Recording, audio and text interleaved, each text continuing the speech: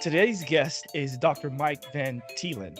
He has a quote that I really like. One can only perform at maximum potential when in optimal health. Dr. Mike Van Thielen is a doctor, a keynote speaker, best-selling author, philanthropist, world record-holding pro athlete, among many other things. Dr. Mike Van Thielen is the medical director at ClariGenZ Health, an innovative medical company with a new pill providing all the benefits of Adderall without any of the harmful side effects. He is also a treating physician for Boston Neuro Pain and Psych Centers, helping tens of thousands of patients with chronic pain and mental health conditions. Trust me, this is an episode you want to continue listening and watching.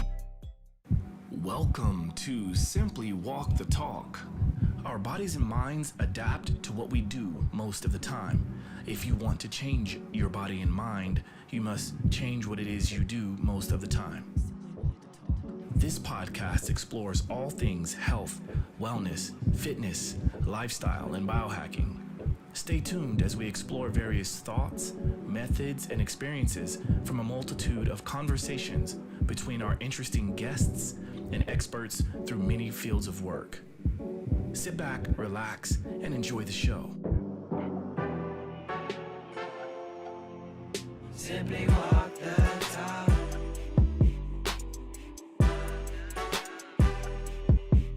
Simply walk the talk.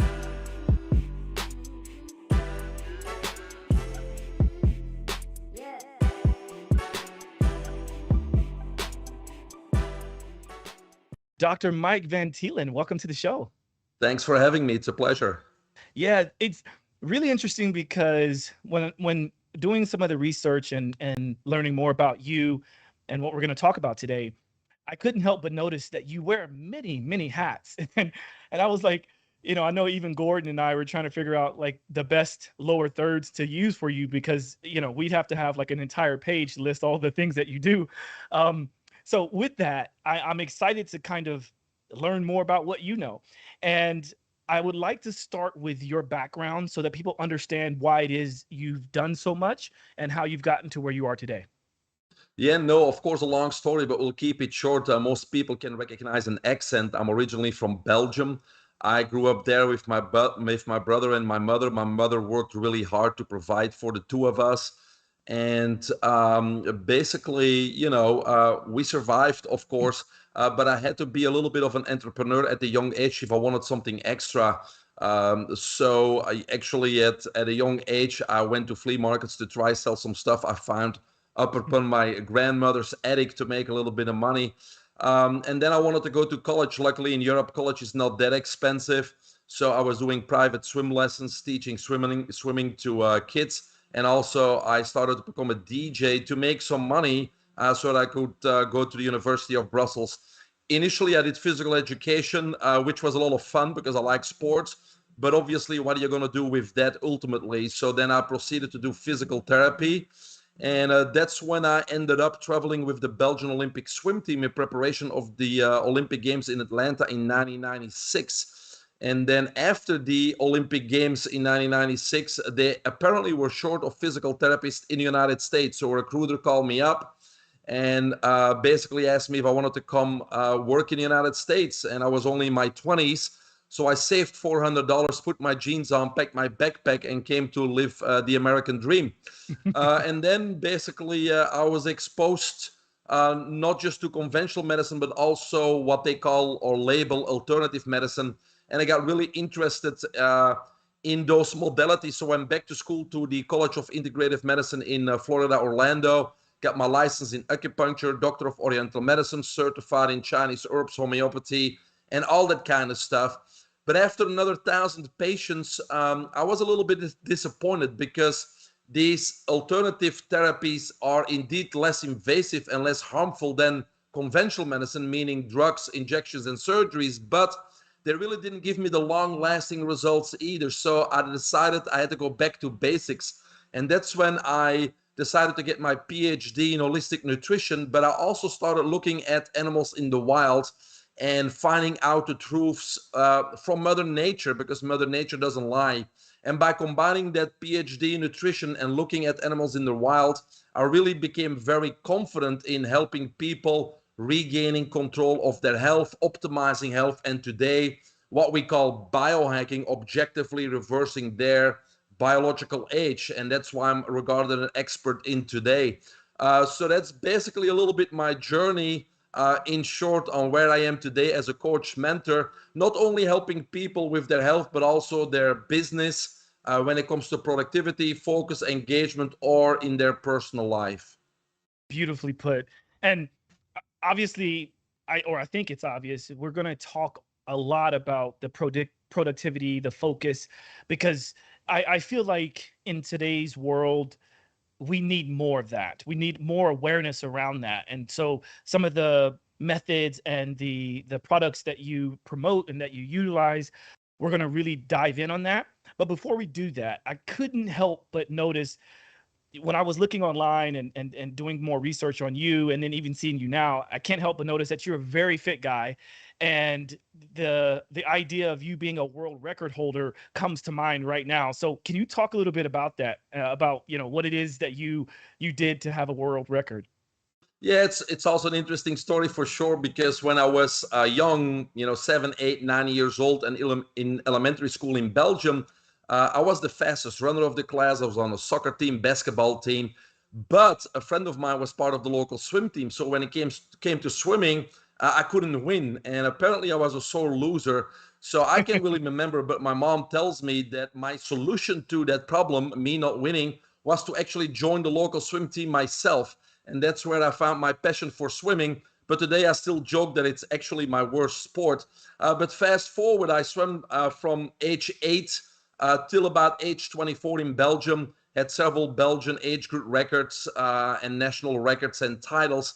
And then when I came over here, obviously I stopped swimming. And I took probably about 22-year break. And then at one moment, I was scrolling to Facebook and I saw a Belgian friend of mine who swam a Belgian masters record. I didn't even know what masters were, but basically it's your age groups. So you can compete in the 40 plus, 50 plus, etc. And so at that moment, I said, I got to go back in shape. So I got interested and I looked up some records in Belgium. And I thought to myself, well, in 6 months, I could break this record, this record. And so then it went from breaking 13 Belgian records to looking at the American record and a world record. So then in 2019, I broke a world record in the 45 plus. I was 48 years old. And then I wanted to go to the World Championships a year later to swim more records, but that's when COVID started and everything got postponed. So that's where the story ends. But yes, in 2019, I swam a world record. I think the major difference was because I actually swam faster than I was in my 20s. And in my 20s, I was a good swimmer. But that's where biohacking comes in. That's where upgrading comes in. My endurance obviously wasn't as good as in my 20s, but I'm stronger. I realized you got to work more in technique and strategy and nutrition and visualization and manifesting, which as a 20-year-old you don't care about and you don't do. Work smarter, not harder, right? Yes. Or in your case, maybe a little bit of both. But I find that to be very fascinating in that you claim that it's your worst sport, yet you were like, you know what? Like if I want to be good at it, or if I want to be good at everything, I have to try everything. I have to work at it. So kudos to you on that. And that's very impressive. So well done. Now I'd like to talk about this piece around your holistic nutrition practice. And then obviously I think more and more people start to realize nowadays that the prevalence of ADHD, ADD, a lot of these things have really spiked and have like the trend is going upwards instead of downward. And I'm certain that there's a number of things with our epigenetics, right? So like our environment, what we eat, and things like that. But there was also, in parallel to that, there was this idea of prescription medicine, mainly Ritalin, Adderall, a lot of these things, right? Can you talk a little bit more as to why you started ClariGenZ and what this has done for that world in general? Yeah, it's a great backstory. I always write books about health and things like that. And then the pandemic started and I had some extra time because I was the CEO of a stem cell clinic and we closed the doors. And now it was time for me to reflect and decide what's next. But during that time, a colleague of mine asked me to help out with pre-screening calls for medical marijuana? I said, sure. So I ended up talking to hundreds of people every week, all of them with anxiety, depression, ADHD, bipolar, worry, fear, PTSD, you name it. And so, yes, there's therapies out there. Yes, there's drugs and supplements out there.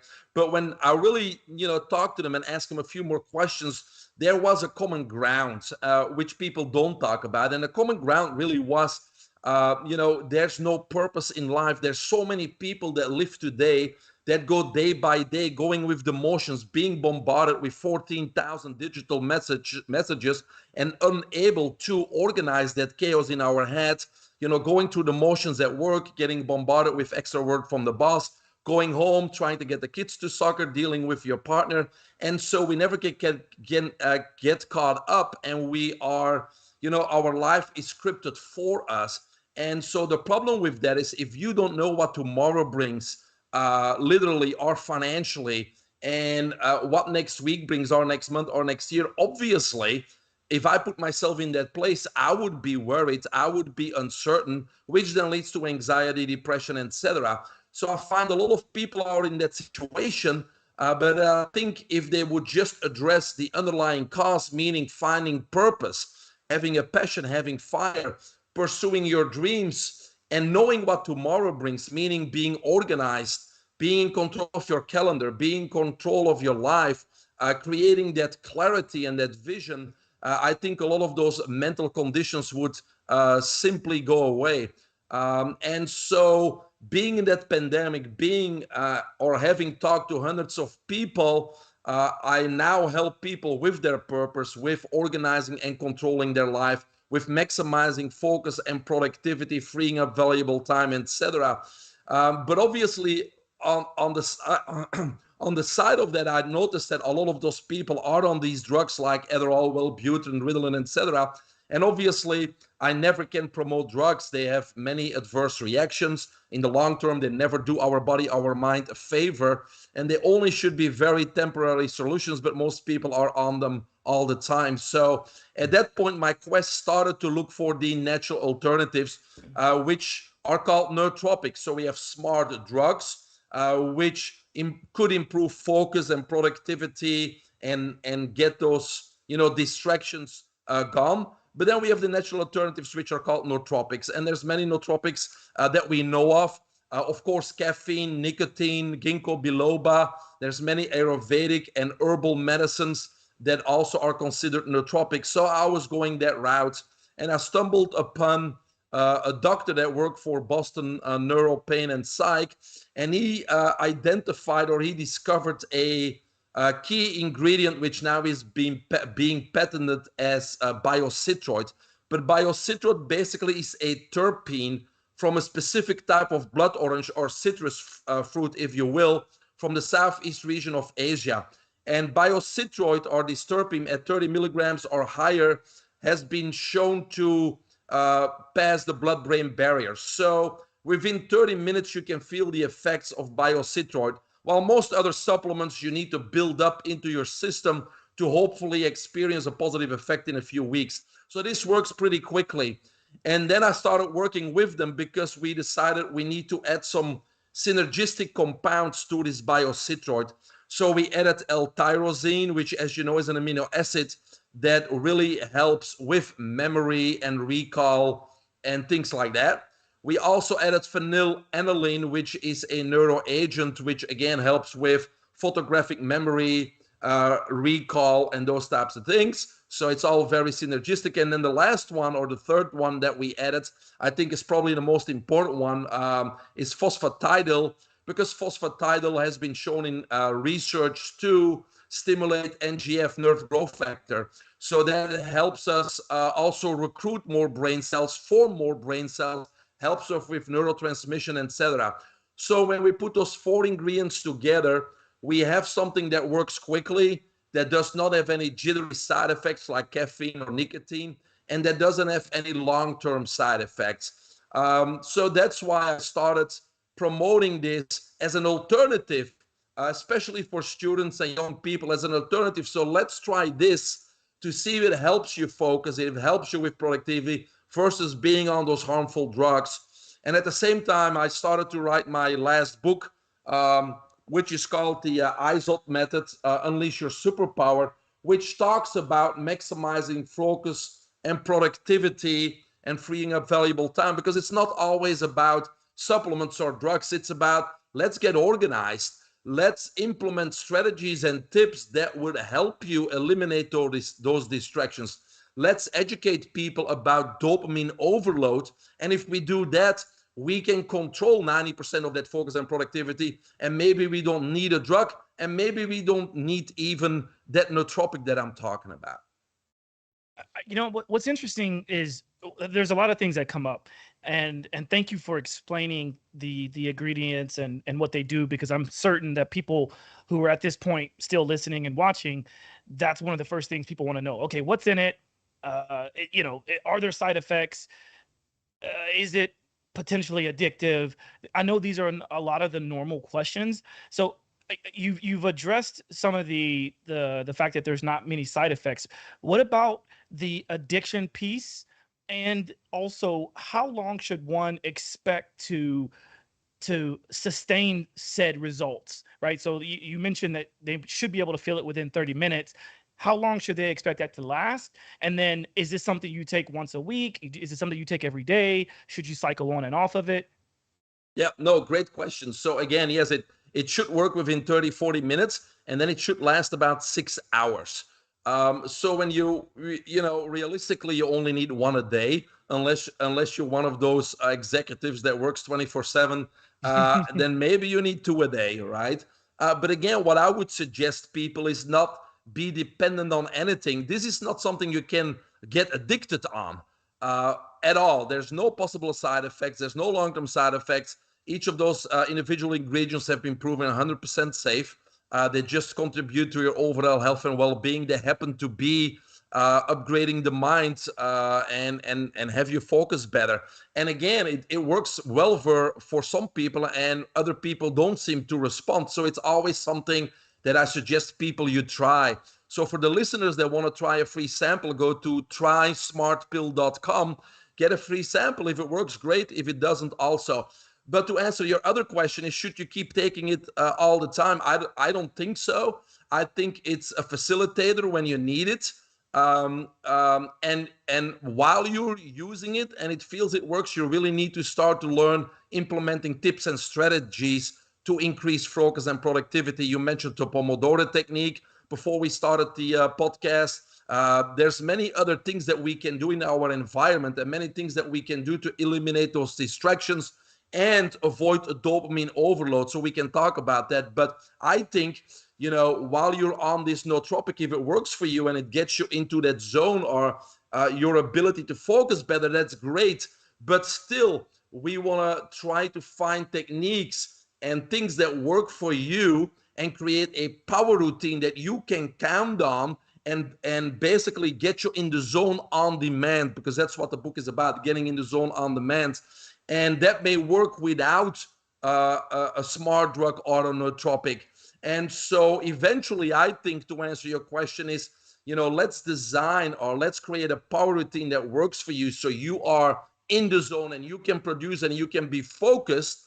And then maybe you want to try this smart drug, or this nootropic called Focus Plus, by the way, not necessarily on a daily basis.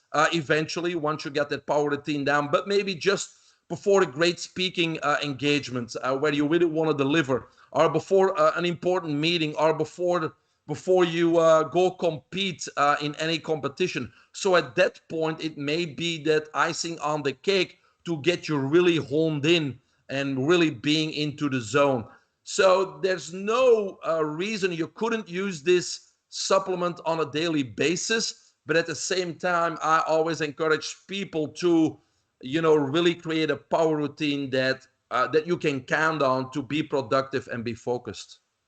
And in the midst of doing your due diligence and researching this product and getting it out there, have you come across any data that suggests maybe this could affect sleep if taken too late in the day? Have you done anything like that? Yeah, again, so when you know it's going to be 6 hours, you obviously in the beginning take that into account, right? And we're all more productive in the morning anyways. So if you want to get the job done or work on a project or write a piece of music or do a piece of artwork, it's always better to do it in the morning or during the day, and knowing that it could last up to 6 hours. So, but it's different for everybody. Everybody responds different to caffeine. Everybody responds also different to this nootropic. So it's kind of a little bit of a trial and error in the beginning on an individual level. Yeah, to that point, I'm glad you just mentioned that, because earlier you mentioned that you were, I guess during the pandemic, you were the medical professional sort of screening everyone for medical cannabis, right? So I'm a medical cannabis patient, and with me, it's very interesting that you sort of you've mentioned everything so far about Focus Plus and even your book and some of these strategies. I like to use certain strains of cannabis to also get me to that level. Sure. I do realize, however, that's not the same for everyone. So you touched on that. In fact, we're all different. So I think we understand that.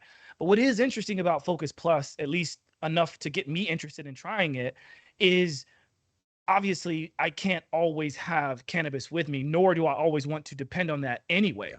Right. And I like to challenge myself, but like to your point, maybe I want to have a kick-ass podcast like today, Yeah. I take this product called blue cannatine, which is why my Yes. tongue is blue, right? Methylene So I'm sure methylene blue. Yeah. exactly. So I'm a big fan of nootropics. I'm a big fan of quote unquote smart drugs, because I'm always, I think it's always useful for me to be focused. And one of the things that I say to people sometimes is that I have a slight photographic memory. And when you touched on that, on the Citroid, I think you mentioned, helps to open that up. I'm like, okay, sign me up, because if I can improve upon what I already have, like, sign me up. So no, it's great because, like you said, medical marijuana works for a lot of people, especially with the anxiety, depression part. And if you have, in other words, you're not just limited to one tool in your bag, and certain tools may be more appropriate at certain situations or when you're traveling, etc. exactly. And to your point, I didn't really mention why I use medical cannabis, but for me, it gives me this supreme focus on whatever I decide to do. So if I want to clean my apartment, because let's face it, like, a lot of times we tend to push off the things that we don't want to do, but we need to do. And when I get like that, I already know I need to just dose up, or I call it get elevated. And I'm going to probably clean the entire apartment and maybe even offer to help clean somebody else's. So I mean, powerful. you're 100% right. The other thing I think people need to know is they need to know about the dopamine overload, because if you understand why you have a brain fog, why you can't focus, why you are procrastinating, why you're fidgeting, why you can't get the job done, then it's easier to take the measurements to combat or to overcome that. So, we have 5 intelligence hormones, right? Dopamine, epinephrine, norepinephrine, serotonin, and acetylcholine. And if they are in balance and at optimal levels, that's when we're in the zone. That's when we perform at our best. That's when we maximize our focus. Now, what is a dopamine overload? Dopamine overload simply means that dopamine is too high compared to the other 4 intelligence hormones. And so there's an imbalance, and it's that imbalance that causes that brain fog, that procrastination, the inability to focus, no attention span, no productivity, unable to perform. And so that's the cause of it. So if you know the cause of it, we need to then lower that dopamine. And I'm just talking about people that have these symptoms of unable to focus, because there's also ways to increase dopamine. But today in our society, most of us need to lower it. So, the dopamine is caused, obviously, for those that don't know what dopamine is, it's one of those hormones, but it's also called the reward hormone, because when our brain squirts a little dopamine, it feels good. It's like getting a pat on the back. So we crave it, we like it.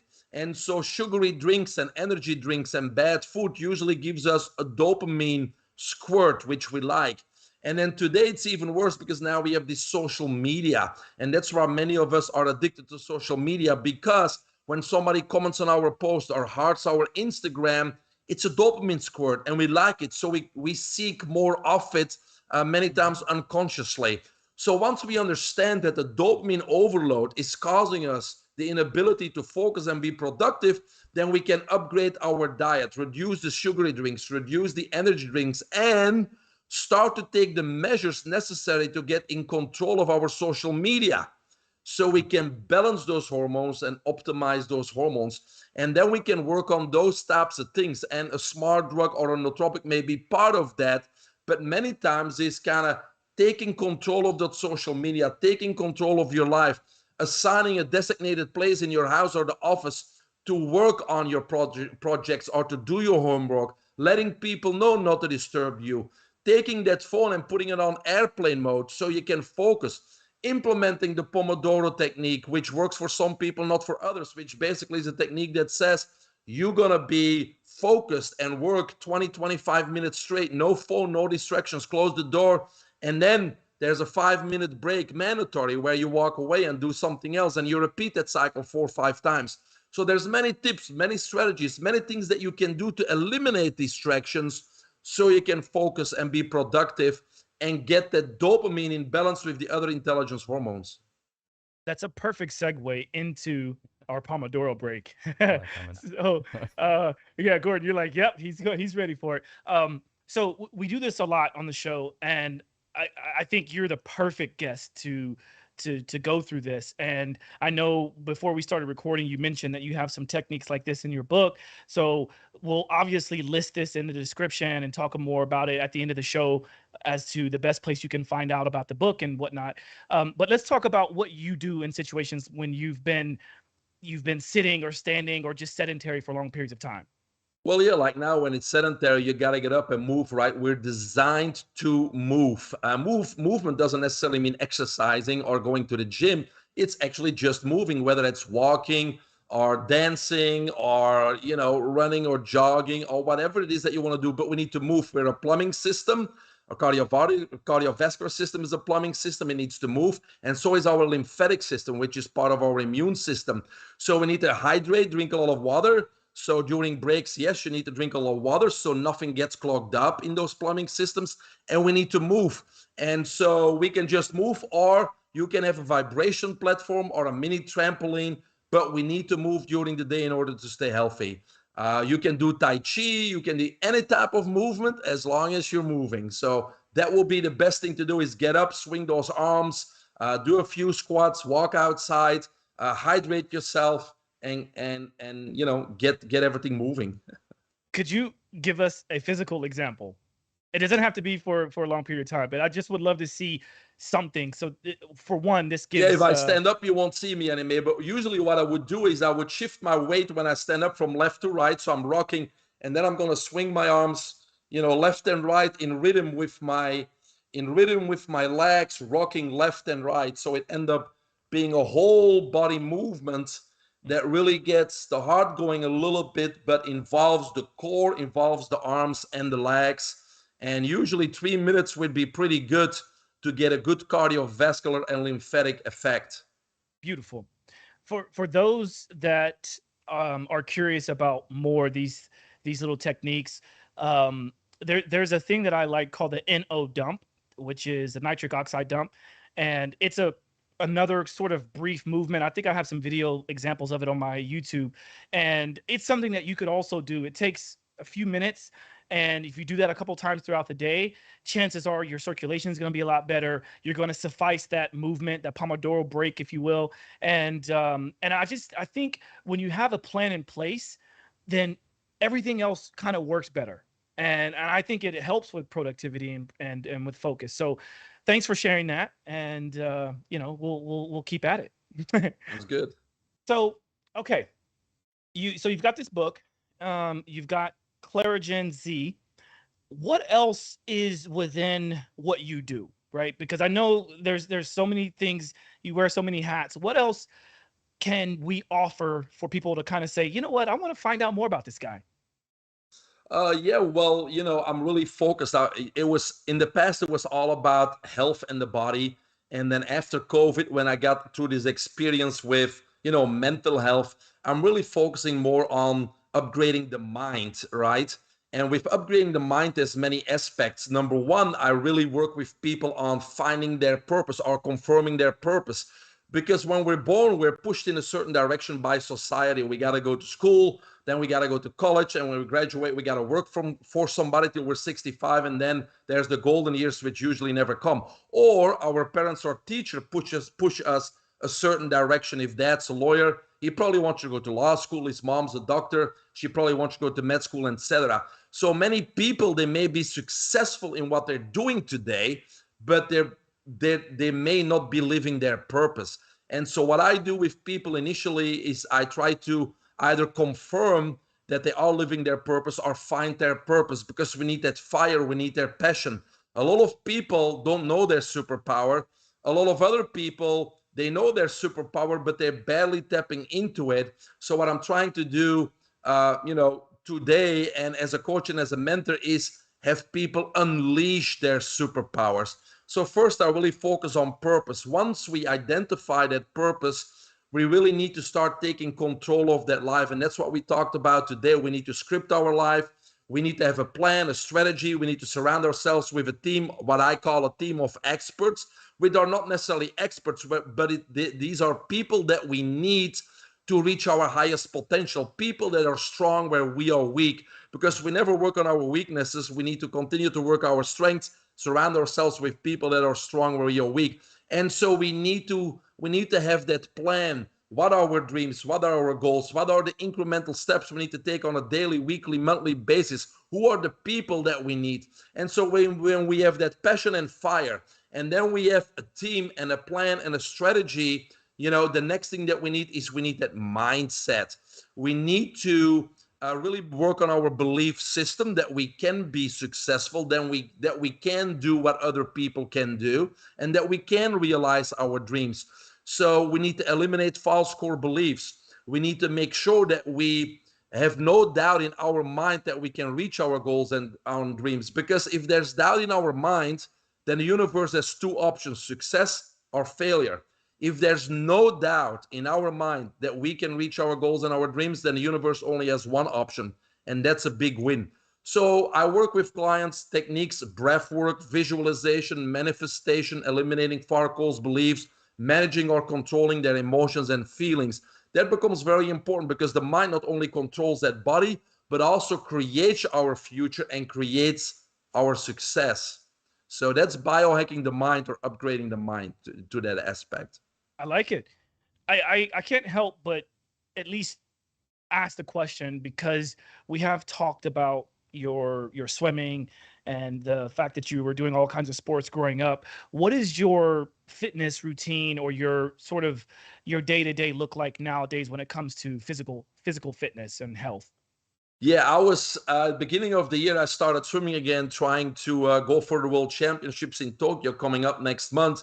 But then in February, I really torn both rotator cuffs, and I had some degeneration, inflammation of the AC joint, so I couldn't really swim at that level anymore. But ideally, I actually, on a daily basis, I have 4 power routines. I have a morning power routine, an evening power routine, a dream routine, which is working on your goals and dreams, and then a biohacking routine, which is upgrading the body and the mind. So I have so ultimately your whole day is nothing but routines, and I divide them up in those 4 power routines. But when it comes to physical activity in the morning, there's that movement. It used to be swimming, but now it could be anything, from going for a bike ride, going for a long walk, grounding on the beach, grounding in the park, or being outside. So movement to me is more important when it comes to being in optimal health. Of course, when you want to swim world records, movement's not enough. You're going to have to really train hard. But training hard, again,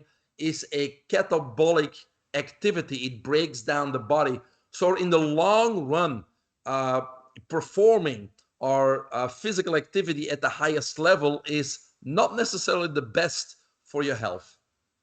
I say that a lot. So thank you for sharing that, because I'm not the only one saying this, obviously, because it's what we hope to gain physiologically or performance wise. We're going to get once we recover from said breaking down of the body and the musculature. And so I think it is important. People need to think about that a lot more. And of course, when you're trying to go for world records or you're going for world championships and things like that, you're going to have to push your body much harder than you would otherwise. At the same time, you need to also push your recovery harder. Exactly. Yes. So I'm glad you brought that up. And I think it's quite clear that you are a keynote speaker. Just the way that you are communicating with me, you speak very well. Can you talk about some of the, because I know in some of the research I did on you, I noticed that you shared the stage with some pretty big names. Can you talk about some of those experiences? Yeah, no, I mean, I love speaking because that's when you obviously share your message with many people, if not hundreds, thousands, or tens of thousands of people. And you just can hope that a small percentage of those start implementing, even if it's just one thing of what you taught them, so it makes a change in their life. And so that's what I'm always excited about. But yes, I've been on the stage with Darren Hardy and Nick Vucevic, Dr. Fatman Sini, Dr. Mercola. So those are, some pretty big figures when it comes to, health, not disease, but health. And so, this year, for example, I've been a keynote speaker at biohacking conferences, the Biohacking Congress. And on August the 12th coming up, I'll do a TED Talk in Denver, Colorado, too. So obviously love speaking and trying to, help people live their purpose and upgrade their body and their minds. And that's why I do podcasts like this too, because you guys doing a great job is getting those messages out and spending your time. So I'd like to thank you too for your time and effort is to get this word out and help as many people as we can with their health, with their mind, with their life, with their purpose, right? This is my favorite way of learning, to be honest with you. It's like we can read books, we can read articles and medical journals and all of these things, or we can do what we're doing now, which is just talk with one another, right? Have a conversation, let people in on that conversation, and then go out and experience, right? Trial and error, test it out. And this is what biohacking is all about. I feel like, we should be a little bit more open to some of the things, because I think the pandemic really opened the eyes of a lot of people, because it's like, whoa, wait a minute, what's going on? What are we doing? And no matter where you sit on your stance on any of that, I think it did open our eyes. It should have opened our eyes. Now, being that you've been on many podcasts and you've done a lot of keynote speaking, this is a question that might be challenging for you, but what is something you wish people would ask you? What they would ask me? Say you've gone through a cool interview. You're like, man, that was really good, but I wish he would have asked me this. What is that? Dr. Mike, how can I be the best I can be, perform at my highest potential? No matter what I want to achieve, I feel with my experience and, basically when I came here, I told you I came to the United States with $400 in a backpack. I had no mentor or no coach. So needless to say, I got knocked down many times. And my motto quickly became, I never lose, I win or I learn. And so it took me a long time to get where I am. And so now I feel I'm in a position where I actually can show people not a shortcut in Denset, but show them the pitfalls and make them accountable on a daily, weekly, monthly basis and stick with them until they achieve their goals and their dreams. So, when you ask that question, I would love to have people come up to me and, Dr. Mike, can you help me reaching my full potential, unleashing my superpowers, realizing my dreams? Where do I start? Where do I go? What are the steps? That's what my latest book is about, and that's what I love to help people with. Quick question. You mentioned accountability there, and I think that's really important with all of this about being honest with yourself and accountable to the people you love and around you. I'm curious, how do you help people, incentivize them to be more accountable? Like right now, there's a lot of denial and people I think are just not wanting to be honest about a lot of things. Do you have a method you do to help people be more honest with themselves and accountable? When it's my mentees, I obviously have a strategy. In the beginning, it's about, education about the dopamine overload, but I also educate them about the comfort zone, what the comfort zone is, what to expect when you try to get out of comfort zone and into a new growth zone. So I set up some standard knowledge, some education, a framework in which we can work, if you will. And then they understand why we're taking certain steps. And so we're going to start working on purpose. We're going to start working on getting organized and getting that calendar clear, creating that control, because control creates clarity. Clarity omits all stress, and focusing on those dreams and a passionate mindset. So once I have that framework and they understand why we're doing certain things, it's much easier for me then to, within that big plan that we have, is set weekly goals, which are incremental small steps toward that big dream. Because we all know that if your dreams are not big enough, or if your dreams are not scary, they're not big enough, right? But if they are scary, then most people think they can't attain them or can't reach them, and they feel overwhelmed. And that's why it's very important, as part of a plan and a strategy, that you break that big goal down in very, very small steps. Maybe our goal is to reach that dream in 7 years from now. So we got to break it down year to year, then month to month, and now week to week. And so what is the step that we take next week? So after a call or a talk with them, I tell them, okay, next week on our call, this is what you need to accomplish. And so I make them accountable on those very small steps, which is great because they can attain and accomplish those things. And therefore there's that fulfillment each and every week. But I make them accountable. I tell them what they need to do, what needs to be done, and I make them accountable and making sure that's done, so we can continue to make those small steps to that big goal and big dream. One of the things that I really resonate with, and I think is going to stick with me for a while, is something you said earlier. I never lose. I either win or I learn. I think right. that is worth reiterating, and I think it's something that we should all consider. Put it on a Because t-shirt. that's definitely a t-shirt, right? It's like, I never lose.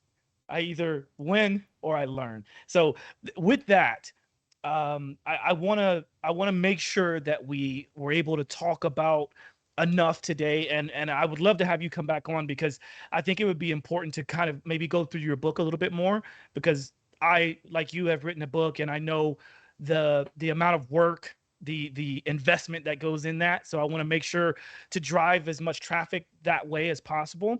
So please, everyone, make sure and go and check out his book, and we'll talk about that at the very end. But before that, is there anything else that you would like to speak on today before I go into the last questions? Well, there's many things I could speak on, but since we talked a little bit about that framework, it's that everybody heard about that comfort zone, and over 90, probably 98% of us are living in that comfort zone where we have a job and we are able to manage to pay our bills, etc., and we're content, but we're not living our purpose or our dreams. And today the world needs all of our superpowers, and so more than 90% of us are not unleashing them or tapping into those superpowers. So it's really important for people to study a little bit more about the comfort zone, because the comfort zone, once you leave the comfort zone, you get into the fear zone, and that's what people are afraid of, the fear zone. But from the fear zone, you enter then the learning zone, where you have to learn new skills to then enter the growth zone. And then eventually that new growth zone becomes your new comfort zone. And then you got to get out of that growth zone again, because you got to go up and up and up in order to reach those big dreams and goals. And so, I like to share with people, like, really, every day's passing by. And so it's really time that you step out of your comfort zone. And maybe you need a coach or a mentor to do that successfully. But you need to take that step. The worst thing that can happen is that you step out of it and you need to step back into it for a while. But we really need to step out of the comfort zone. That's when you learn about yourself. That's where you discover yourself. That's where you see possibilities. That's where we can grow. That's where we can learn. That's where we will meet other people that pull us forward and don't hold us back. So that's where you learn about yourself. That's where we upgrade ourselves. And so please make an effort to step out of your comfort zone and see what's out there. That's all.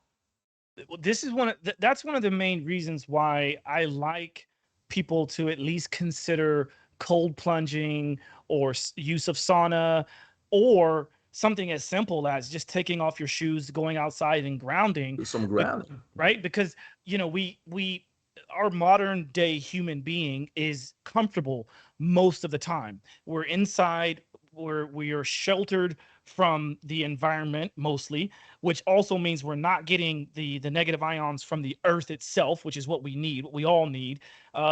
Also, our temperature in our home is comfortable all the time, right?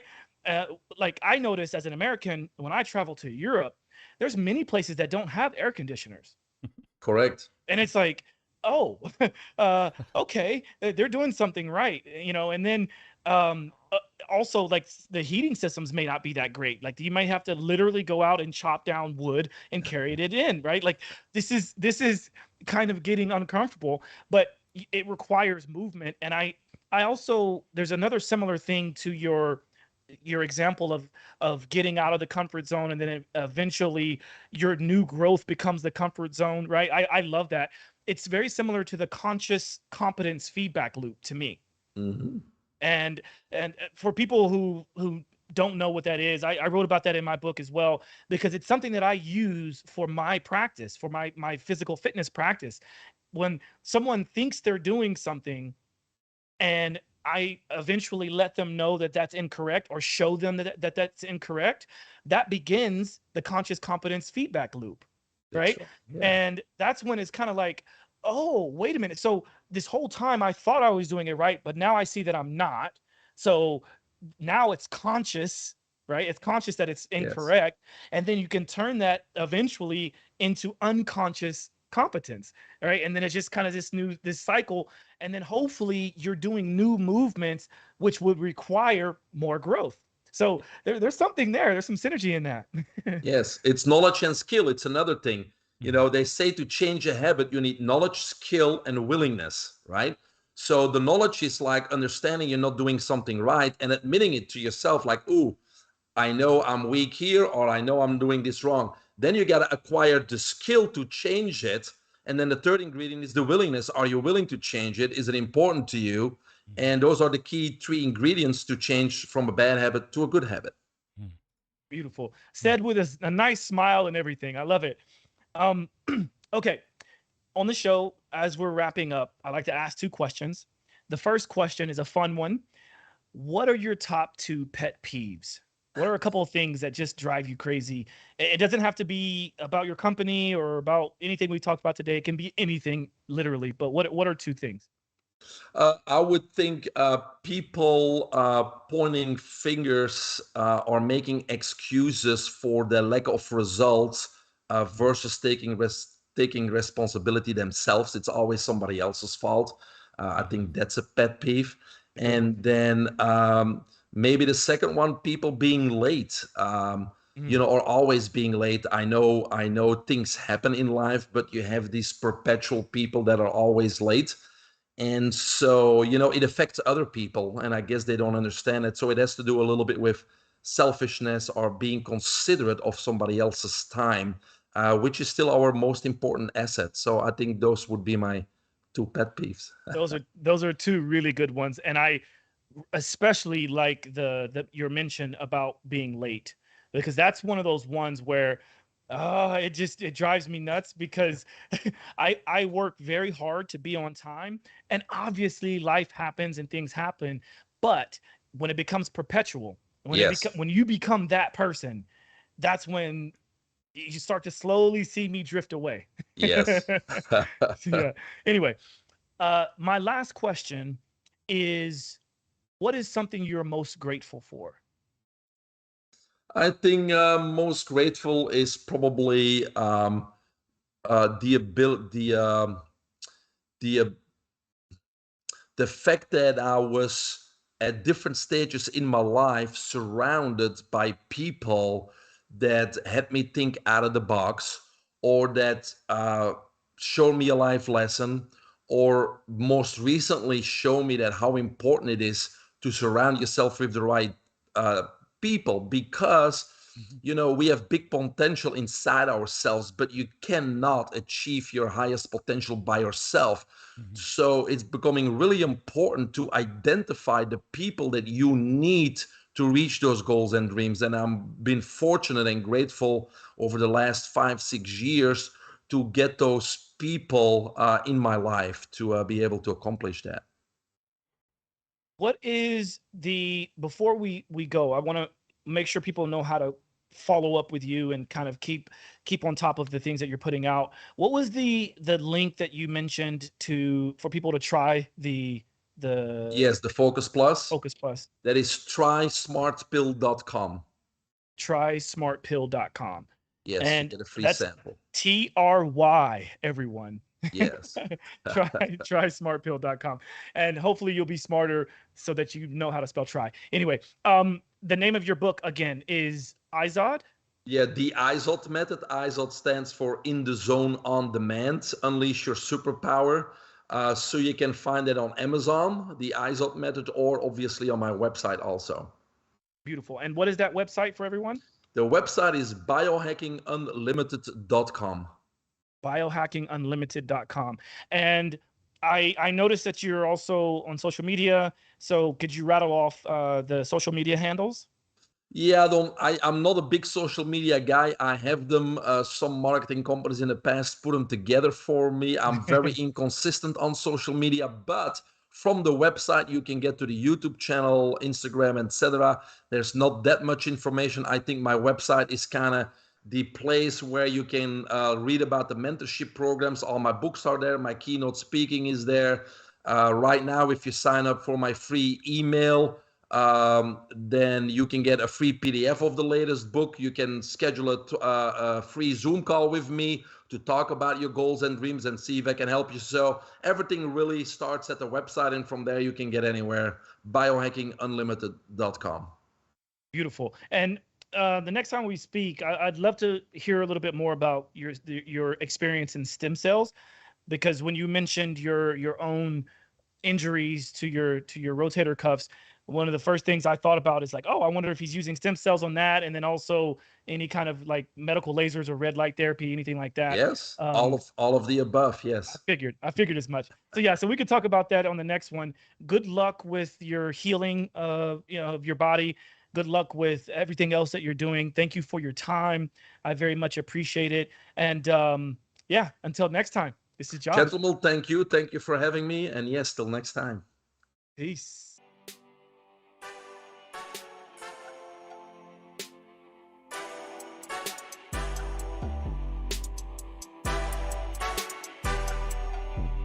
Simply walk the talk.